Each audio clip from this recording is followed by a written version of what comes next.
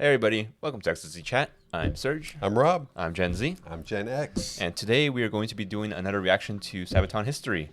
We just recently covered their song Christmas Truce on their main channel.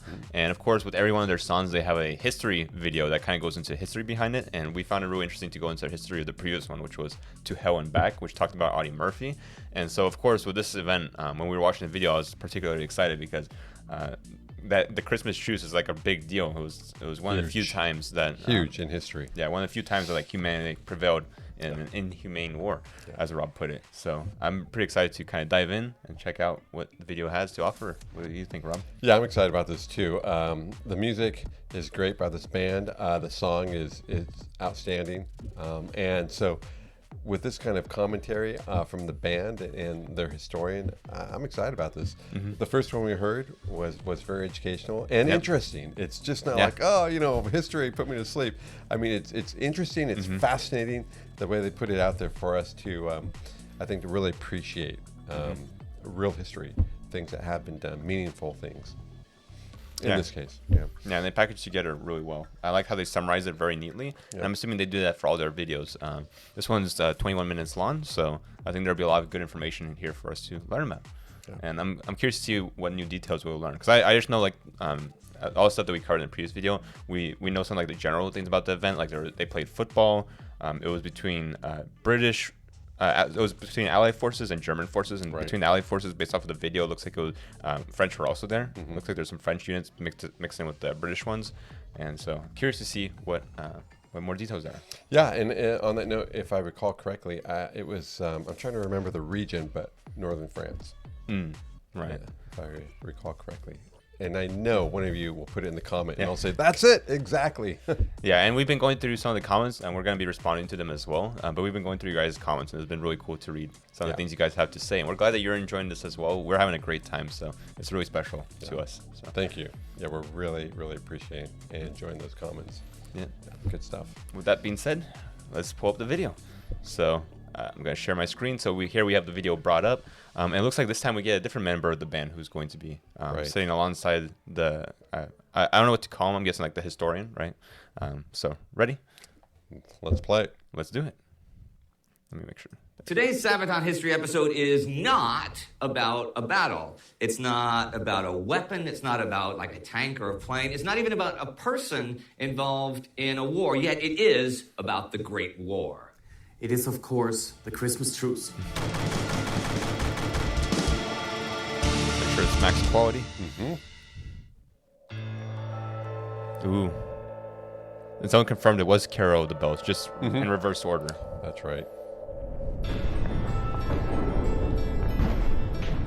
You'll be home before the first leaves fall, they said. The war will be over by Christmas, they said. Well, the leaves had all fallen, and by late December 1914, there was no end in sight to the Great War. As the soldiers realized that they would spend winter in the miserable trenches, morale plummeted. Yep. What would happen, I wonder, Winston Churchill wrote to his wife in mid-December, if the armies suddenly and simultaneously went on strike and said some other method must be found for settling their dispute? He would soon find out. The professional armies of career soldiers who had fought each other over the summer were largely gone by now, dead, wounded, or prisoners. In their stead stood conscripted men and disillusioned wartime volunteers, trapped in the horrors of trench warfare. Both sides spent their days sharing their meager rations with rats, fleas, and lice. They slept in damp underground dugouts and caves, while the forward sentries tried to keep awake in the mud and the sleet. The whole trench system was still seen as temporary, though, and breakthrough would come soon, so it lacked any kind of comfort or sophistication. And beyond the parapets? Well, on December 21st, British Colonel Swinton wrote, "This is the Ultima Thule. Beyond is neutral territory, the no man's land between the hostile forces. It is strewn with the dead of both sides, some lying, others caught or propped on the sagging wire where they may have been for days, still others half buried in craters or destroyed parapets." Yeah, quick stop there. That's what we also saw in the Sabaton video. They also had like a shot of like the battlefield after a conflict occurred, and they showed all the bodies laying around and like the barbed wire. And as he pointed out, which is very interesting, is a lot of people thought that the war would be over. I think by Christmas was the terms that were used, or Right. Or by the end of the year. Before the snowfall, Before- essentially. yeah. So the idea was the war was going to get wrapped up really quickly, but of course it continued on for many years. And then it wasn't the last war either. It wasn't the war to end all wars. It was the first of two, and Right. hopefully only two. Hopefully we don't have a third one anytime soon. And that's what they called it, what you just said, the war to end all wars. Or as he called it, the Great The War. Great War, yeah. I'm assuming great as in like grand, as in it's like massive and all these different countries are involved. Right. Is the way it's being referred to there. Yeah, I think the world had never seen a war like that with its numbers of fatalities. The only other time in history I think that might compare, given the time period, might have been the 100-Year War, which was insane and intense, but another reaction, another time on that. Yeah, and what's interesting that he mentioned is I didn't know this, but he said that the idea of the trenches was supposed to be a temporary system. But of course, we know that throughout World War I and even in World War II, trenches were commonplace. That was like the main strategy that both sides used in those wars. Was people would dig out their trenches on either side, and then they would try and break through to the other side and then capture that trench.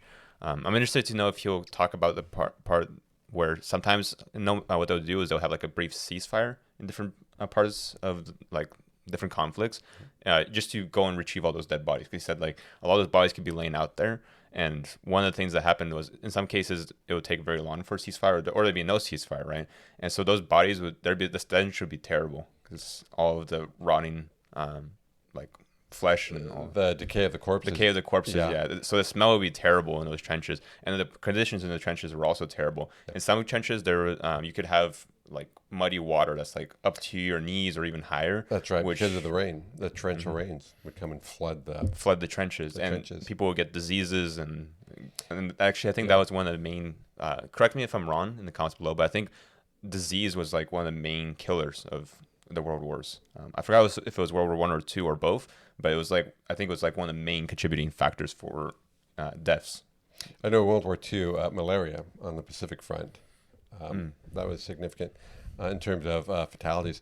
But here, as you're mentioning, with all the decay of the bodies, that created another problem, and not only with the stench, but just creating a very unhealthy environment for those living, of course, just very unhealthy. Yeah, and it's interesting.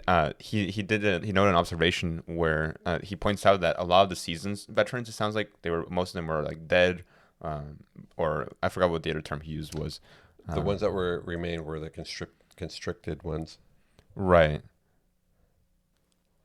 Let's see. So the professional armies of career soldiers who had fought each other over the summer were largely gone and by now dead. So all of the seasoned veterans, like I said, were all already, they passed away because of all the fighting, or prisoners or wounded, as he points out. And so in their stead was men who were conscripted, which are people who are basically forced into the army because they do the draft, right? And then they're like, hey, you're getting pulled into the military. Right. And as well as wartime volunteers who basically were disillusioned, as he puts it. And I think a big reason for that that's very interesting compared to today is today we have the internet and we have like mass media. So there's lots of news coverage of events that are going on, like current wars and conflicts and a lot of the behind the scenes that goes on. Versus during that time, that wasn't really a thing. I think one of the main forms of communication, at least in World War II, I don't know if it was in World War I, but like I think it was like radio, right? Newspapers. Well, yeah. In addition to newspapers, this was even before radio. Yeah, because there'd be like I know in World War II, everyone would tune into like the radio station, and so that'd be like a main form of propaganda. Right. And I guess in World War I, the main form would be, of course, newspapers, which once again, propaganda. Each side would always point out that they're about to win the war. The war is almost over. The war is almost over, and then the war will be almost over for years. Right.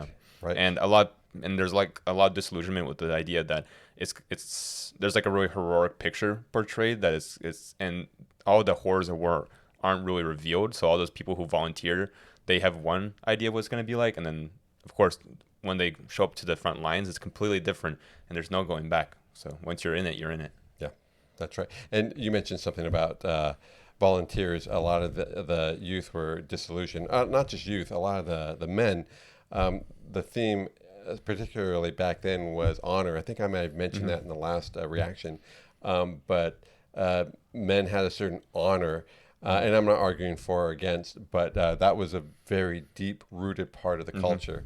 And so in order to feel like you were a man or to be a man, you had honor. And if other men were going off to fight for their country, you would as well.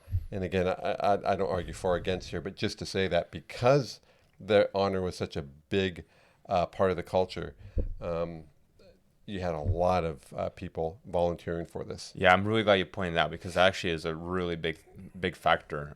There'd be like entire graduating classes of students who just got out of high school, right? And they would all sign up together. And it's like a group thing. They all go together. And in some villages, you would see like almost everyone left, and there'd be like one or two like guys who are of conscripting age or who are of an age to be able to go into the military, and the whole village would be looking at them like, what are you doing? You're supposed to be out there fighting. Yeah. So it's basically there's some shame, shamed. there's some guilt, and then eventually they'll get pressured into signing up as well, which of course is a death sentence. And in many cases, of course, some of them would survive. But I think that one movie that portrays it really well is All Quiet on the Western Front. I haven't seen the new one, and neither has Rob. But the cool thing is, I think for the previous one, the older one, I watched it. But Rob, you said you haven't seen it. I haven't seen it, no. So I definitely want to show Rob, and maybe we'll do a reaction on the channel where he'll get to see the movie for the first time, and then we'll both watch the new one afterwards. But that movie does a great job of showing basically someone who's in their youth, who's like just a fresh student out of school, who basically signs up and he goes through all these horrors, and he had no idea what he was going into. So. Well, we'll see it. All right. Well, sorry to go off on a little tangent. We just like to kind of discuss whenever these ideas get brought up. So, ready to jump back in? Let's jump back in. Let's jump back in. When winter began and the temperature dropped, an increased lethargy was noticed by officers on both sides. Soldiers were literally sick of the worsening conditions, of being constantly exposed to the cold, the rain, and the enemy guns. The aggressive policies put in place by high command to keep the infantry busy only made things worse. Patrolling through the nights, keeping watch over the parapets, throwing bombs and sniping at the enemy, it all seemed so futile. All it did was increase their own chances of getting killed. Losing morale. You're right. Wow, and I love seeing this old footage. Actual footage here, right? It gives you actually get to see what it was like.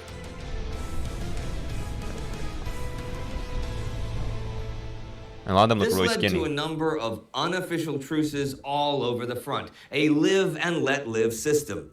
You let me sleep, I let you sleep. You don't fire on our latrines, we won't shoot up yours. Sometimes grenades were intentionally thrown to the side, or code words were exchanged signaling a coming bombardment. It was a basic, almost natural understanding that there were limits to war. This is important in order to understand what would happen in the days around Christmas. The Champagne offensive began the week before Christmas. After a series of attacks and counterattacks, no man's land was once more littered with the bodies of the fallen. The overall mood inside the trenches was as terrible as the weather, with men up to their knees in mud and water. Then the first incidents happened. German soldiers were heard asking about a ceasefire. Hands in the air, they indicated that they wanted to go out and take care of the wounded in no man's land and bury the decaying bodies. The British agreed and went out to do the same. It was all spontaneous. But suddenly, men were passing each other over the battlefield without firing a shot. In some cases, they even had a quick chat or shared a cigarette. People sometimes overestimate the size of no man's land, but the trenches were usually 200 meters apart, max, often less than half that. The forward saps were even closer. Day and night, the men could hear each other talking or yelling and singing. Conversations between the two sides were not uncommon. When a German soldier was seen carrying a wounded British soldier back to the line, he was thanked and granted a safe passage back. Wow. Christmas Eve morning, the Christmas... So quick pause. I like how you touched on a few of the things that I was also mentioning, which was like the knee-deep water in the trenches, really poor conditions. I found it really interesting how you mentioned that there's like kind of like the unspoken agreement. Truce. Yeah, well, the unspoken agreements between the two sides. Like, you don't do this to us, we don't do this. So you don't blow up our latrines, we won't blow up yours. It's interesting to me because there's a war movie. I have no idea which one it was because I watched it as a kid. But there's one war movie where it kind of showed that dynamic It showed basically there's like this one river or creek that had like fresh water, and it showed like some soldiers that would come down to the creek from both sides, and they would fill up their pots with water. And to like fresh drinking water so that they could carry it back because that was really valuable. And then what happened was one day, one of the sides got a bunch of new conscripts who were just freshly brought to the front lines. And they weren't aware of that. They weren't aware of that, and so one of them shot one of the runners who had come up for some water from the other side, and so they ended up killing that guy. And then so when their guys went down for some water, they got shot as well. So the agreement was kind of broken, the unspoken agreement between the two. So it's interesting that he mentions that, which was there is both sides would try to be like have a sense of fairness, of like equality. Yeah, no, that's interesting. I was unaware of that. This is fascinating again. Yeah, and I just want to take a quick look back through because there's something else he mentioned that I wanted to speak on. The one thing he says, there were 200 meters apart, and I thought the trenches were a lot closer than that. So I find that interesting. I think it varies in different parts, obviously. Some places are closer, some are further. But the other thing I wanted to touch on was he mentioned the ceasefire. That's kind of what I was mentioning, was they have a ceasefire to kind of, both sides do a ceasefire so they can go and retrieve the bodies, so that the bodies can be properly buried, and then all identification documents can be gathered. And it's interesting. So I guess the way the truce started out was, it wasn't like immediate truce. It was kind of unspoken. Everyone just kind of went out there. It was just supposed to be a ceasefire. And they started conversing with each other, and he said exchanging like cigarettes and showing each other photos, and that's kind of what sparked it all. Well, exactly. I was just going to mention that what sparked it all, and I was unaware of that, and so I could see now where the Christmas truce occurred. Sure, it was spontaneous, but there were certain, I guess, signs of safety and experience of having these unsaid truths that led to that particular day, which was really big. And there are all these factors that played into it. He's mentioning that all these soldiers are getting this illusion with the war is no longer felt like honorable. It felt like they're just throwing away their lives, and so that's how these agreements became. How these unspoken agreements started to form was they're like, I value my life, so as long as we don't hurt each other, I'm cool with it. And that's kind of the general consensus that occurred. Yeah. So, ready to continue? Let's play it. Christmas Eve morning, the Christmas gifts arrived. Chocolate and sweets, cigarettes and tobacco, and hundreds of thousands of small packages and letters from home. This raised morale tremendously, but also magnified the feelings of homesickness and the desire for peace and a return to normal life. Men began shouting and teasing each other. Fritz, Tommy, come across, we meet halfway. But they were hesitant. A few brave souls went out at their own risk. There are many different stories, but over the course of the day, there were even incidents of British and German officers talking about a possible ceasefire on Christmas Day. By evening, soldiers lit candles in the trenches. Some even set up small Christmas trees. The men sang the all-time classics in English and German, like Stille Nacht, The First Noel, and O Come All Ye Faithful. Do you know what Stille Nacht is? I don't know about the other ones, but Stille Nacht is Silent Night. Silent Night. Which I think, have you heard it before? Oh, sure. It's like a very famous Christmas. I don't know if, not carol, but like tune, I guess. It's a Christmas song. Christmas song, yeah. Very common. I've seen it used in some war films, so that's how I know. That Stille Nacht is German for Silent Night. Silent Night. For most devout Christians, Christmas was the most important day of the year. And the celebration of the birth of Christ stood in many ways in stark contrast to the reality of the war itself. Around midnight, everything went eerily quiet. And on Christmas morning, as the fog disappeared, the stillness remained. Instead of the cracking of rifles, men heard the chirping of birds. Everyone in the sector wondered what would happen next. Soldiers once more began talking to each other. Boxes of food and souvenirs were thrown across to the other side. A few men exposed themselves above the parapets, then more followed. A basic agreement was made. No one would fire unless fired upon. In some places where the ceasefire had indeed been arranged beforehand, further rules were set in place. First of all, if either side fired a shot with the intent to kill, the truce was immediately off. Action by artillery did not count, nor did it break the truce, as they had no control over the batteries far to the rear of the trenches. If that's interesting, so they wouldn't be able to communicate. That seems kind of deadly, doesn't it? Well, I guess they had runners, but who knows what the situation was with Yeah. that. Yeah, I'm a bit confused by that. So, but like obviously, if one of them shoots with the intent to kill, then the whole ceasefire is off, right? But the artillery, if an artillery fires, I would think that would also call off the ceasefire if it blows up on the battlefield, right? Well, I think they would know if it was artillery versus someone who was within 200 meters Right. shooting a rifle. Yeah, but I'm assuming there has to be some coordination with the artillery because if the artillery is shooting up, launching shells into the other side, that kind of prevents the whole Truce bonding and, of the two sides. the peace of it all, right? Right. Yeah, curious about that one. Not sure how that worked out. But yeah, but I find it interesting that they even before so I guess it wasn't the ceasefire that happened. I guess it was afterwards. The ceasefire was just leading up to that event, is what he said, right? Because it was like maybe the days before. Right. But what I found really interesting is they started throwing the souvenirs over. He said so. It's like they're not even expecting to get anything in return. They're just kind of like throwing off, giving each other Christmas gifts. Their in a way. Christmas sweets or chocolate, cigarettes, and stuff. Yeah. Yeah. So pretty cool. It is. If an order was given to open fire, they would shoot the first 3 rounds into the air to give the other side time to get under cover.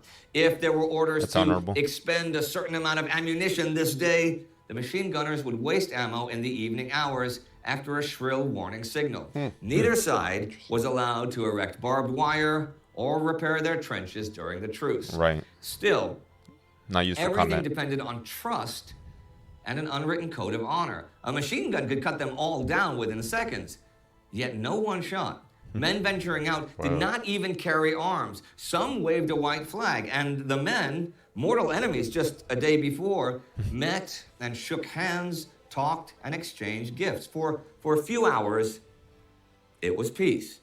There were, of course, some officers who went straight to headquarters to report this, and plenty of men who did not take part. But overall, the mood was far from being hostile. It was this weird realization that the other side was just as human as their own side. Sure. And that's the thing that we know is Humanity prevailed here. exactly, and that's the thing that I was mentioning about our previous reaction was that it's a lot more harder it's a lot easier to fight someone when you can demonize them, but when they're meeting face to face, it begins and showing each other like family photos and stuff, that begins to humanize the other person.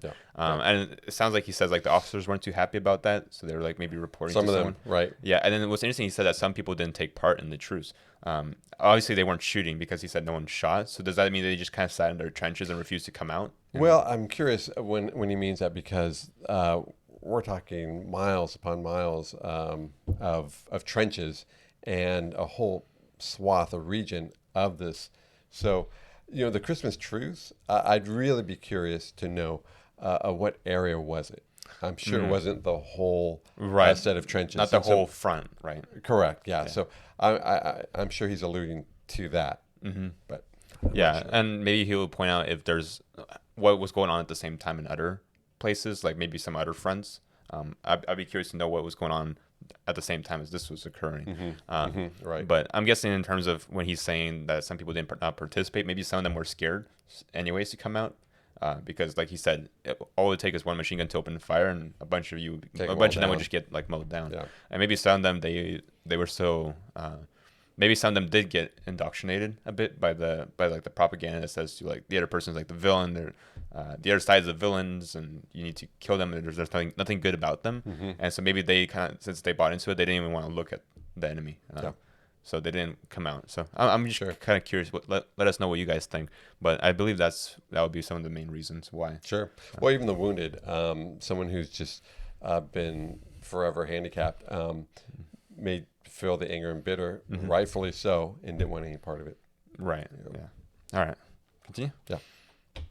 Silence. Oh, I remember the silence. Oh, and the silence. I like how they bring in the song. Yeah.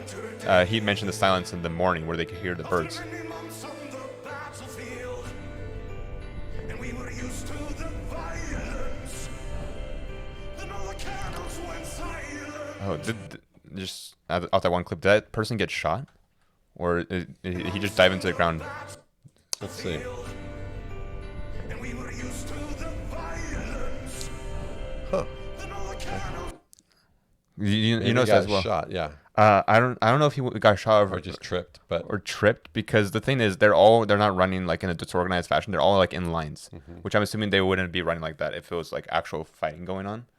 So I'm assuming that's what that is. But well, it's really thanks for the quick pause. What was really weird, given how we think of warfare today, back in those days, especially even with the American Revolution, a lot of the British soldiers were just mowed down by the rebels, or not the rebels, but the Yankees, because they were used to fighting and marching in an orderly fashion, in an orderly line. Yeah. And I'm wondering what influence that might have here in this footage. Things changed. Guerrilla warfare was a whole different type of warfare. There's a lot of interesting study on that with the American Revolution. yeah, I like that you brought that up. I learned that in school as well, actually. The American Revolution, how they started to play, as the British called it, unfair. Because the British would line up all their soldiers in rows. Yeah. And then basically the idea was you would just shoot each other up, and whichever side has more forces would win. So it's a war of attrition. Like who is going to expend more forces first? But Americans, they started instituting guerrilla warfare, like you said, where they would hide people like in the tree lines, and they would like kind of shoot out of the bushes and then run away and then like find a different position. So they brought that, changed the entire scheme. Here by World War One, I feel like during this time it was already changed quite a bit. I'm sure, yeah. Yeah. But again, it comes back to honor. Honor is a whole other aspect of to it. Sticking to the rules. Yeah, because in today's modern military, they still use this sort of pattern, I believe, where you line up in single file lines whenever it's during training or when you're moving from one location to the next. It's known as a single file line. Everyone lines up, and then when they want everyone to go faster, they say double time, and everyone starts sprinting. Yeah. So it's just like a way of keeping organized while moving. Because if you look here, maybe it's just the way it seems, but I see lines, right? And then in front of each line I see one individual. So maybe each of these is like the officer or like the leader of all the guys, like the unit leader. Man, Yeah. So it seems like it's purposely organized. So I'm confused on to why he fell down. I don't think that's an attack. I'm guessing these are sketches that recreated, that represented the event. Sure. And they're like little Christmas trees, it looks like. The most iconic moment of the Truce. What was it? Oh, the cigar sharing. Yeah, and you see that just the two different sides here, the British and the Germans. Yeah, you see the Germans with their pike helmets with like little. This guy carrying an old camera. Is that? Or maybe it's just a gift I think it's like a box, like a present. Yeah. Yeah, and then one of them's holding like a newspaper. It looks like. So pretty cool. And then the British, you can tell they have those visors on their caps. Hats. Yeah. Yep. All right, ready? Let's let it. The most iconic moment of the truce is, of course, the football match in No Man's Land. It was as spontaneous as everything else that day, and the stories all vary. A ball appeared from somewhere. I don't know where, but it came from their side. They made up some goals, and one fellow went in goal, and then it was just a general kickabout. I should think there were a couple of hundred taking part. I had a go at the ball. Everybody seemed to be enjoying themselves. There was no sort of ill will between us. There was no referee, no score, no tally at all. Private Williams of the Cheshire Regiment. A couple of English brought a football out of their trench, and a vigorous football match began. This was also marvelous and strange. Sure. The English officers thought so too. Towards the evening, the officers asked whether a big football match could be held the following day between the two positions. Saxon Lieutenant Zemich. No Man's Land had seemed 10 miles across when we were crawling out on a night patrol, but now we found it no wider than the width of 2 football pitches. We provided the football and set up stretchers as goalposts, and the Reverend Jolly, our padre, acted as referee. They beat us 3-2. Robert Graves, Royal Welsh Fusiliers. Wow, I mean that would have been a much more friendly Let's way. settle the war that way. Let's settle the war that way. Yeah. To have a football match. Yeah, it looks like the Axis powers won that one, right? 3-2. Yeah, 3-2. It looked like.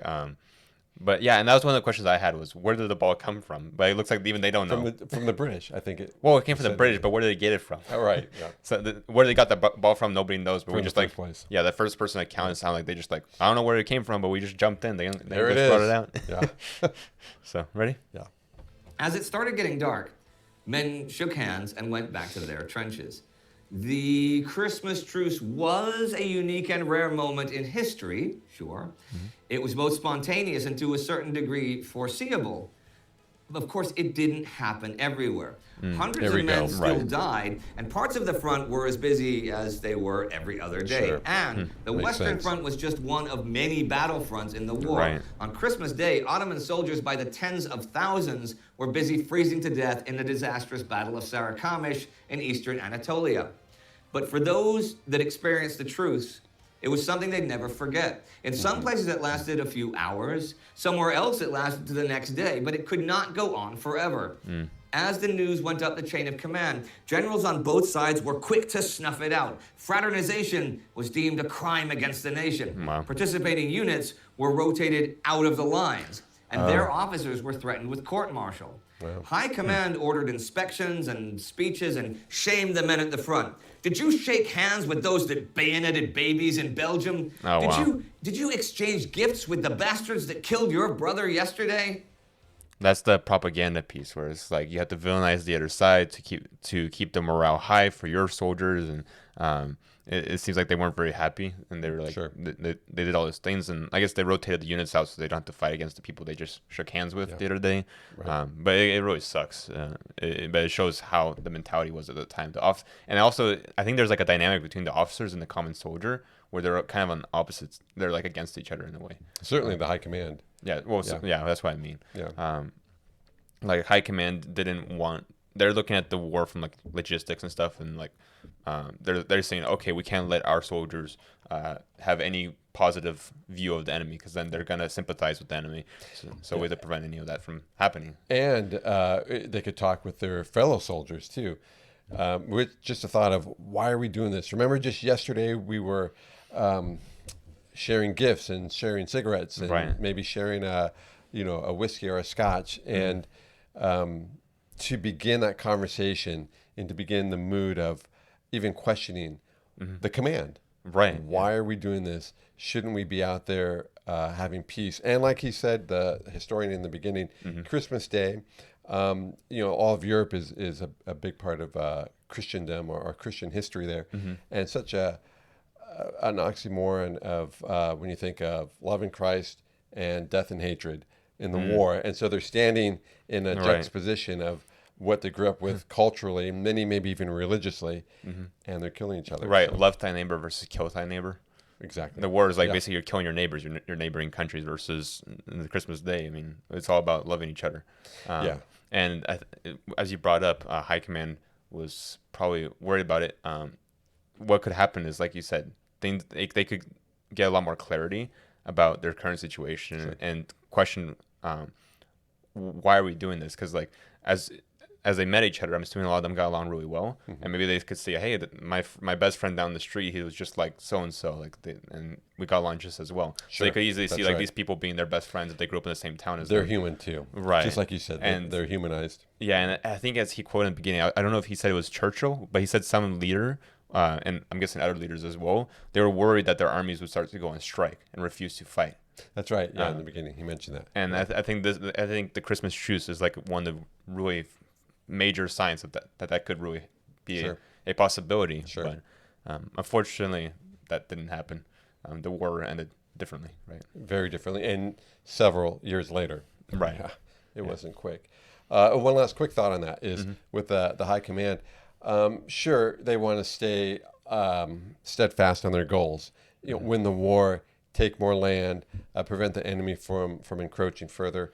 But also the high command, they were not in the trenches. They were not wet Exactly. and muddied, and they didn't have decaying bodies literally next to them in a trench. Yeah. So they could more easily stay focused on what their goal was. And so we have to think about that. And I'm trying to say that as objectively as possible. Right. Yeah. I don't know. I've done some reading because I enjoyed history in school, and from first person accounts, I've seen from what I've read, there's like a lot of out of touch officers who would not. It seemed like it was like they're on a whole separate page from like the common foot soldier, and there's some resentment that built up because of that.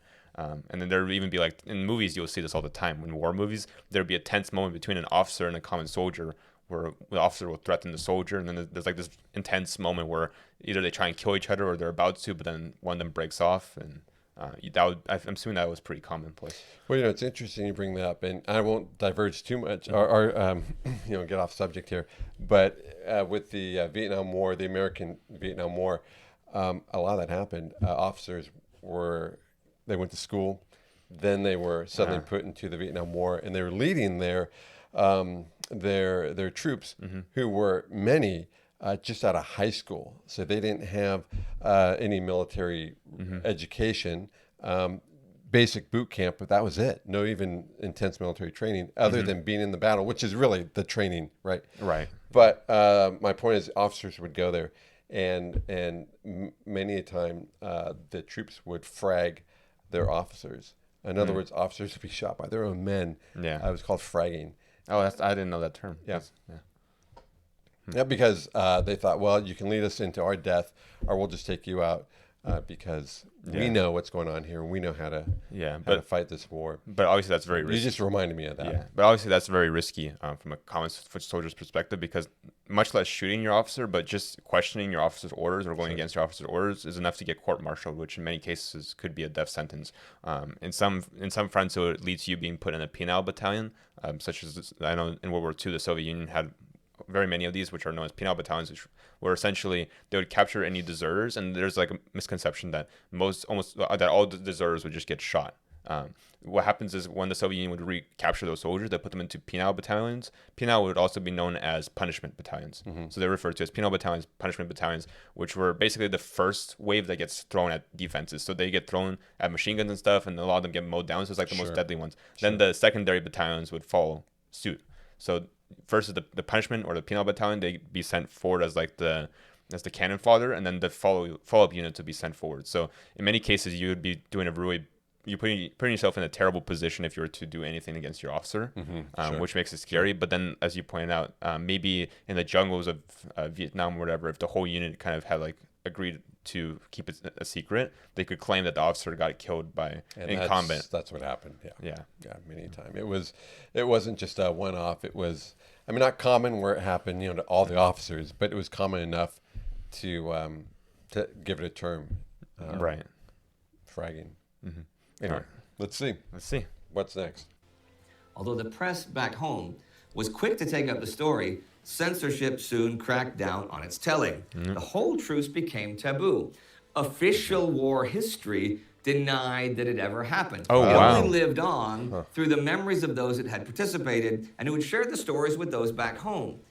As the war went on, the animosity between sides became ever greater. Right. Sure. Poison gas, flamethrowers, the sinking of merchant ships, the slaughter at the Somme and Verdun, all made sure that the Christmas truce in the West would not repeat itself. Of course, there would be smaller truces all over the war on all fronts for such things as retrieving bodies. Informal arrangements were respected, but this level of fraternization, this antithesis to war, would never be again reached. Not until the end. Still, Churchill got his answer. For a single day, the opposing forces mingled in friendly conversation and even in games. It was an amazing spectacle and must arouse bitter thoughts concerning those high-ranking conspirators against the peace of the world who in their mad ambition had hounded such men on to take each other by the throat rather than by the hand. Arthur Conan Doyle.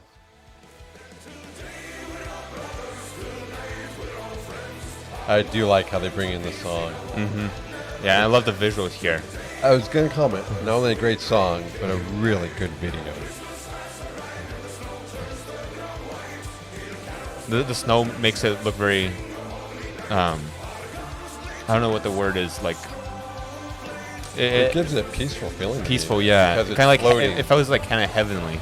Yes, it's floating. Light Hey, snow. Indy. Hey, Good there's observation. something that looks a little bit different on you than normally. Is it the kavai? Yeah. No. It's you've done something to your Oh, face. yeah, I completely forgot about I noticed that. Funny story, yeah. though. You want to know how that happened? Yeah. Okay. I hope it's a good Christmas It's story. a good story. Yeah. It's Christmas time, right? It was Christmas time, and because I'm a good guy, I was doing some charity work, right? And there were these orphans and nuns in an orphanage. although it was a non-denominational orphanage, because Christmas is really about to celebrate giving and the human spirit and stuff. You could put religion in it if you like, but you know what I mean, right? So, but I'm there, and I'm dressed as Santa Claus, right? And I'm giving out presents to all of the orphans from all over the world. They were all good orphans. There were no bad ones. Nobody got like a lump of coal or anything, and they got Sabaton albums.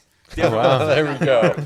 I want one. War. Everybody loves Sabaton. All orphans love Sabaton. And nuns, too. Nuns love Sabaton, too. Well, it's going along great, but one of the nuns was smoking, right? And there was like, the bunting, the crepe paper and stuff like that, which is pretty flammable. And it started going up.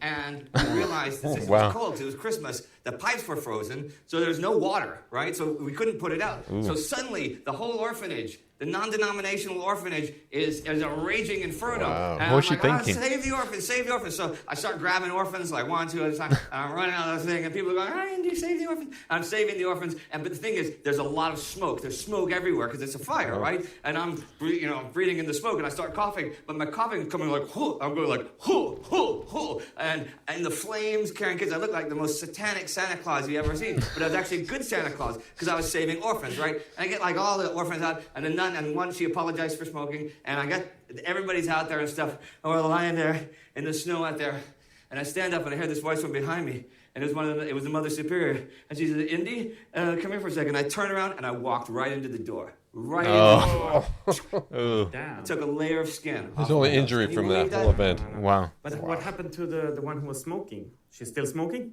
No. Okay, good. Look, no human beings are perfect. I'm not mocking orphans or nuns or myself or you smoking people. or no. I mean, smoking has several severe consequences. If you're a long-term smoker, you know what they are. You know that you have consequences. It does not mean that you can easily quit smoking. None or no none. Well, I'm glad we had this talk. Okay. So Now we let me know. ask you a question. Yeah, a quick buzz. Yeah, she's right. The smoking is really bad for you. Something to also mention is that in the war, I'm assuming this is in World War I as well, World War I and World War II, a lot of soldiers received cigarettes as part of their ration packs. And I think in some cases, for those who didn't smoke, they could receive candy instead. So they could like receive. Oh, I didn't know that. Yeah, they could receive. I forgot one what or it the was. other. I Okay. remember reading somewhere where in some units, soldiers instead of having cigarettes, if they don't smoke, they could get candy instead. Or in some cases, in units that didn't do that, what those people would do is they would trade their cigarettes with other soldiers who did smoke for some of their for some additional rations. So it was kind of like a little barter system that occurred. But hey, hopefully his wound heals up soon. But he has a great story to tell now. He sure does. And with a scar, if he has a scar from it, what a great memory and a story to talk about from years I was ago. saving orphans dressed up as Santa Claus from a fire that was started up by a nun who was smoking. It was like the craziest story ever. And, yeah, it's crazy. And after saving all these orphans, I walked into a door. he walks into the door and he gets his injury. Yeah. I really like this backdrop as well. They changed it up for this one, so it's different. This is different from the previous one. They have the Christmas tree, and then they have all this different gear. I wonder how they got all this gear. Is this all the stuff that he was keeping, or did he get it just for this shoot? I wonder. Yeah, I'm curious. Yeah, because you get a lot, and you even have like a jerry can over here, which you would hold oil in. You got a gas mask with the hose, and then some ammunition crates and boxes and all sorts of stuff, and then a lot of sandbags. Yeah. So, ready to jump back in? Looks like an ammo box over there. Yeah, that's the ammo box. Yep. I think there's like a ammo belt right there. Yeah, cool. For like a machine gun or Yeah, it's cool. Yeah, let's play. Question about the Christmas Truce episode. It is one of the most iconic things of the First World War, the most iconic occurrences, certainly non-battle related and stuff. Yeah, they but teach yet it when you in did schools. the Great War, it's not on that. Now, did you consider a song about the Christmas Truce for the first Great War album, or why is it only now coming? Yeah, that's a good. I mean, it is exactly like you said. We were considering it, of course, for the first album, for the Great War album.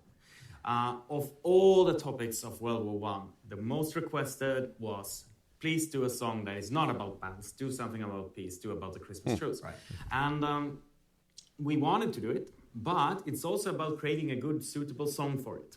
Okay. And we didn't do that. We didn't write the right song for it. And it was always in our mind, maybe we should do another song to just add to it and maybe have the Christmas Truce as a standalone single or something like that. Okay. And but as time progressed, And then there came a virus into the world which forbid COVID. us from touring, Right. which meant that we went back I a think little that's bit in the what he's alluding to. songwriting process, and then we started to create more songs about World War One. And of course, at this time, we spent a lot of effort making the Christmas Truce song.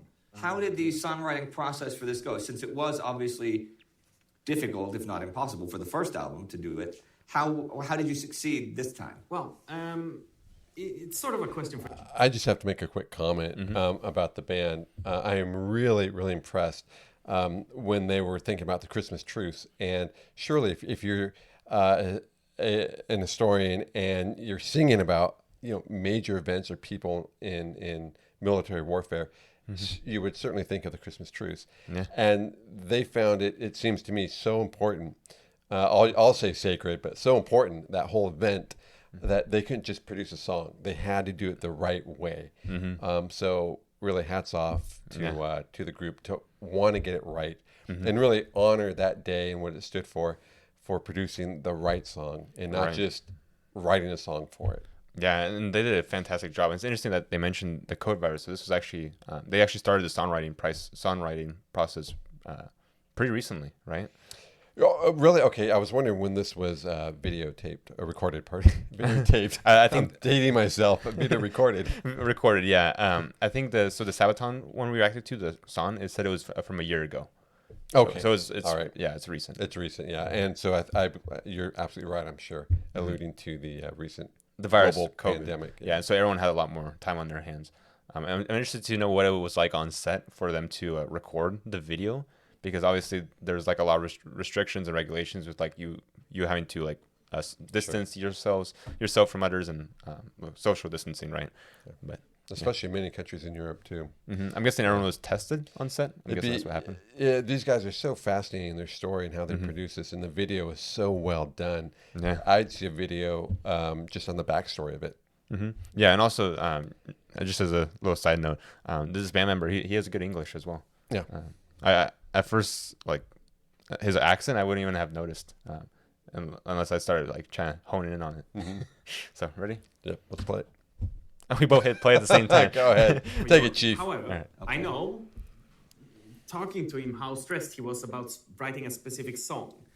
I mean, when it comes to writing a song, any song, it's much easier than write a specific song. About I mean, normally Sabaton has a very, very big box of things. You can play like that or play like that, and it's a very, very big variety of songs. Right. But if you have to write specifically the Christmas Truce, you are a tiny window. Yeah.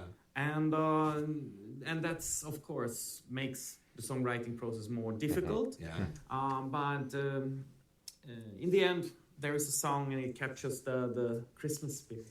Now, when I was doing the Great War, people would ask all the time, since we did a special about the Christmas Truce in the first year, but people were always asking, well, were there other like Christmas truces or Easter truces or other holiday truces? Yeah, Did I like to know try that. to do these on any of the fronts? And the answer is not no. Now, in the history part you just heard, I don't talk about this, but on Easter in 1916, on the Eastern Front, the Russians tried an Easter truce facing against not the Germans, the Austro-Hungarians, they faced that part of the front.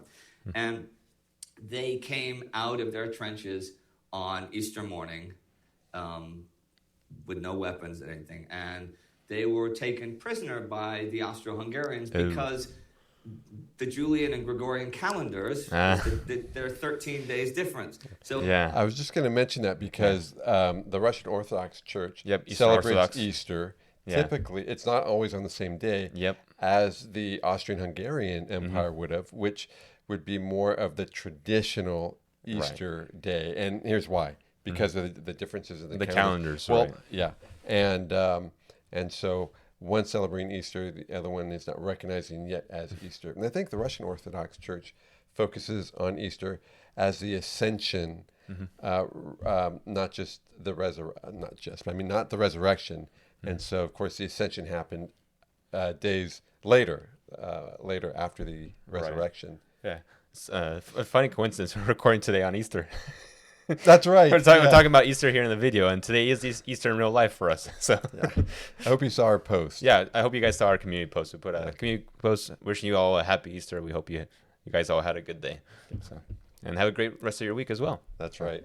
Yeah. All right. Ready to continue? Let's go. Let's do it. So it's Easter to the Russians, but it was not Easter to the Austro-Hungarians. It was just a bunch of guys coming out of their trenches without their weapons. That must so have they seemed took really them all silly prisoners. to get So aside. that's a big main reason why you did not get Easter in front at truces. Truce, yeah. And imagine if there was the Swedish midsummer truce. Yeah. And this is a thing. If Sweden, hopefully never, but if Sweden goes to war and we fight over the midsummer, at Yeah. least we will try to do a midsummer's celebration, drinking moonshine and singing. As you do. The little Smågror.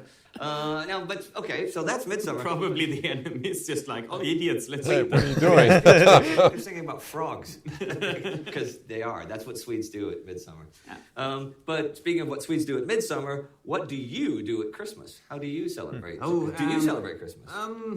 Yeah, well, it's my whole life. It hasn't changed that much. We're still together with the family, with the core family, and we just sit and we give away some presents and we have a nice dinner together the whole day, and then we watch the Swedish Kalanka. Okay, of course. I didn't used to when I It's came like to Donald Sweden Duck. because I thought that's the same thing every year. But I do now. Yeah. I do. I the older I get, the more Christmas traditioning I get. Although Yeah, quick pause. I was just curious.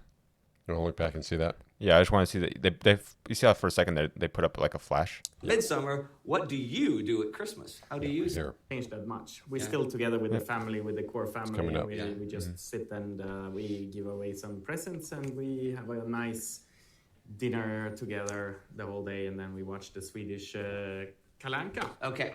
Yeah, there it is. Yeah, Kalanka. is that the Donald Duck? It looks like it, right? It is. Okay, yeah. Oh, it says Walt Disney up there. So there you go. Yeah. Of course. I didn't used to when I came to Sweden because I thought that's the same thing every year. But I do now. Yeah. I do. The older I get, the more Christmas traditioning I get. Although, since my family, my siblings and my parents are all in Texas, and it's rare that I'm there over Christmas because I usually have work here. But I do sometimes, like a few years ago, I went to a media market and bought the biggest deep fryer I could find on December 23rd. turkey. And I spent the next 3 days alone with just the cats, like deep frying like everything.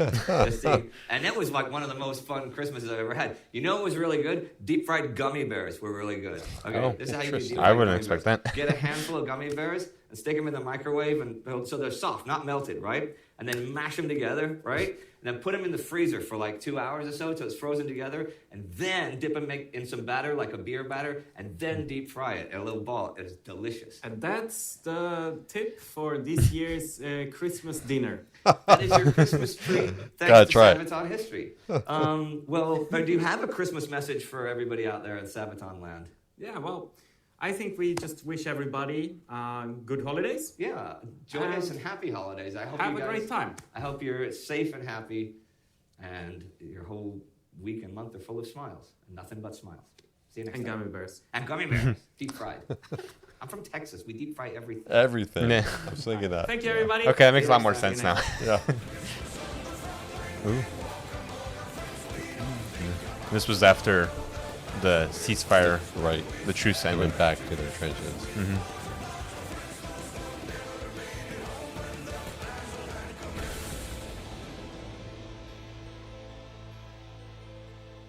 Wow. All You right, know- thanks for watching. Please subscribe and Oh. also click that little bell. Looks like so it was you get recorded different times. notifications in the future when we release new episodes of Sabaton History channel. Nice. Yeah, it looks like his look changed up a little bit there. Let me see. What was different? Oh, it's probably because he's wearing a hat. So His beard looks a little yeah. trimmed. A quick little fun thing I noticed as they're doing that. Do you notice anything? Well, if you go back, I noticed something in the background. That's what I noticed as He well. has a bipolar, Oh, what? a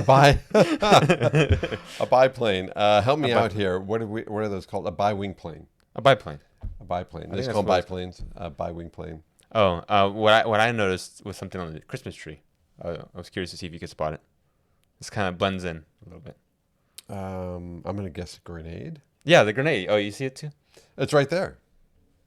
Up here, right? Yeah. Yeah. So I spotted that. I was like, I thought it was kind of funny. They had a grenade on the Christmas tree.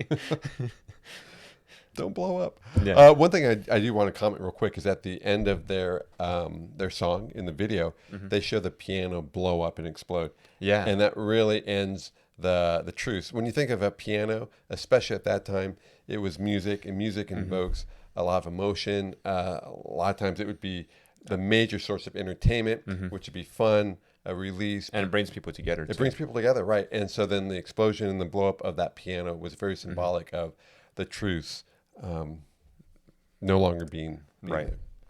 active. Breaking apart, and their own breaks apart into their own separate sides, which is a shame. It's not like some of them were suggesting to have like a follow-up football match the next day, which would have been much nicer than the alternative, right?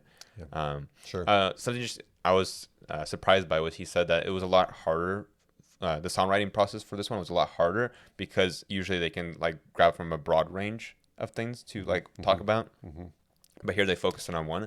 I think it was a small box. Small box, right. Yeah. I actually thought it would have been the opposite. I thought having like a focus, like a concentration, like a certain topic would actually make it easier to like put together a song because you know exactly what it's going to be about. Versus if you have a bunch of different things, you're like, oh, what do I choose? You know, and when he was saying that, it made sense for me because I thought that was such a, my word I used was sacred, but it's probably exaggerative, but it was such an important event. Right. How do you really show, how do you honor that? And so if I was writing a song, I can only imagine it would be very difficult because I'd want to give it that truce and those men the greatest honor I could possibly think about. And how am I going to encapsulate that in the song? But they did. These guys, Sabaton, you guys really produced an incredible song and an excellent video to go with it. Yeah, and I'm sure they did like a lot of research going into it. Like they probably read all sorts of different first-person accounts, documents, consulted with historians. So I can only imagine it's like this whole big process to kind of get this all put together. And they did a fantastic job. So I hope they, well, I'm sure they did, but I'm hoping they make even more of these types of videos in the future because it is really neat to watch and you get to learn something new. I think we're going to find out. Yeah.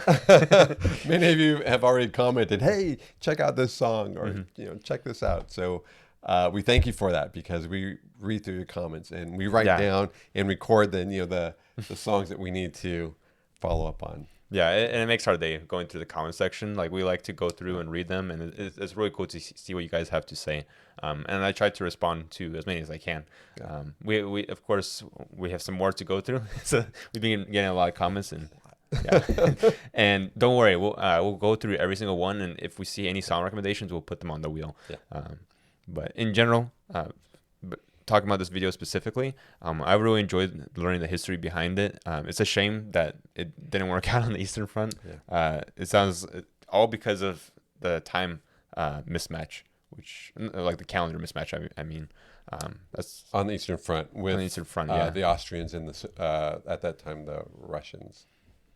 Yeah, Austro-Hungarians and the Russians. Yeah, and or the Soviets, not Soviet Union, but the Soviets at that time, right? Right, and we were talking about that. You know how I was bringing up that one discrepancy between like the officers and the soldiers in many cases. They wouldn't see eye to eye on some things. That when we were talking about that, it reminded me actually. There's this one game. I forgot what it's called, so I had to find out. But if you guys know, let us know in the comments below. It's like maybe I'll edit it into the video afterwards. Like I'll put up on screen like right now, so you know which game it is. For those of you who are interested in World War I, I think that's when it takes place, and it was a really heartwarming story, but also kind of sad about this one soldier you take the role of throughout the game, and you get to see his story. And I think it's like a puzzle game. So it's a board game, not a video game. No, not puzzles and board. It's like a video game puzzle where you have to like go around. You have to grab different things. Oh, interesting. And put it on the. I want to know. Put it on the. The reaction. Maybe I'll have Rob play through it. So I'll put it on the screen. If any of you guys know what it is, let us know in the comments below. So, all right. But with that being said, I enjoy learning more about the Christmas truce. It's always nice to learn more about history, especially military history, because that's my favorite. So. I've really enjoyed this. Thank you to the band, and thank you for all of you who are making comments on our reactions, because you're also educating us, and we're enjoying that. You've introduced us to a number of their songs, so thank you. Yeah, thank you guys. We hope you guys enjoyed the video. Make sure you like, comment, and subscribe if you did, and stay tuned for our next one. We'll be spinning the wheel in future videos, and whatever it lands on is what we will cover. So. And if you don't mind me saying, after you like, comment, and subscribe, hit the notification button. Oh yeah. And then you'll be notified when we post. Yeah, So- make sure you hit the notification bell icon. In case you don't know, you can customize your notifications, and you can actually set it so that you get all notifications for whenever we do a post. And you can do that for all of your favorite YouTube channels. So that way you never miss out on a single video. So, all right, guys. All right. We hope you enjoyed, and stay tuned for the next one. You'll see us soon.